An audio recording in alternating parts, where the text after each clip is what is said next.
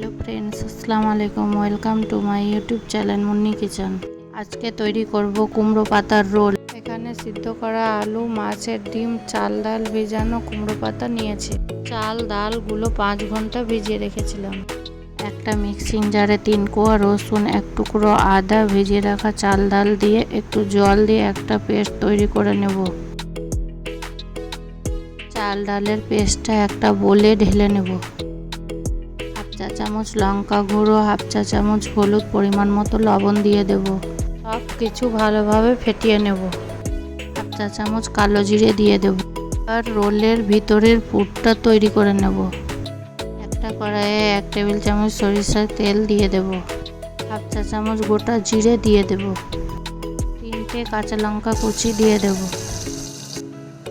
এবার একটা বড় সাইজের পেঁয়াজ কুচি দেব।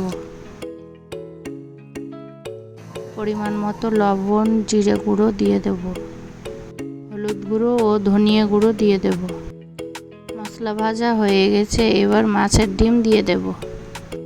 মাছের ডিমগুলো ভালোভাবে ভেজে নেব।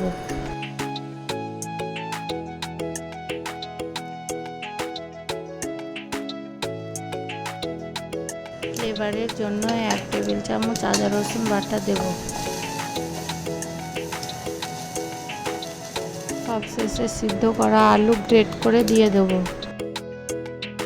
সব কিছু ভালোভাবে নেড়েচেড়ে গ্যাস বন্ধ করে দেব।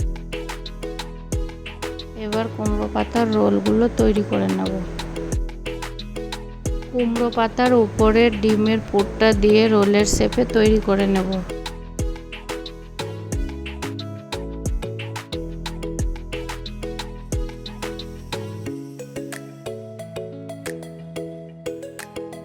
এভাবে করে প্রত্যেকটা পাতার রোল বানিয়ে নেব।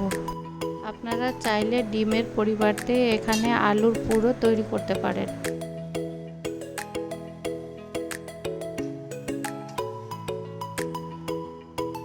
সব রোল তৈরি করা হয়ে গেছে। এবার রোলগুলো ব্যাটারে ডুবিয়ে ভেজে নেব।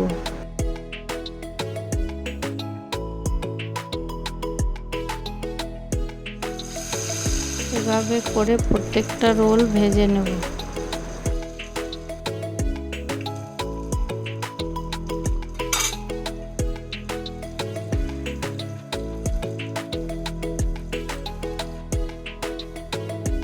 দুই পার এরকম লালচে ভাব হলে তুলে নেব।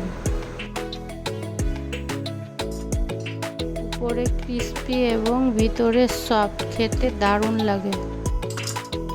দেখুন কত সুন্দর হয়েছে। আমার ভিডিও ভালো লাগলে চ্যানেলটা সাবস্ক্রাইব করে লাইক করে দেবেন।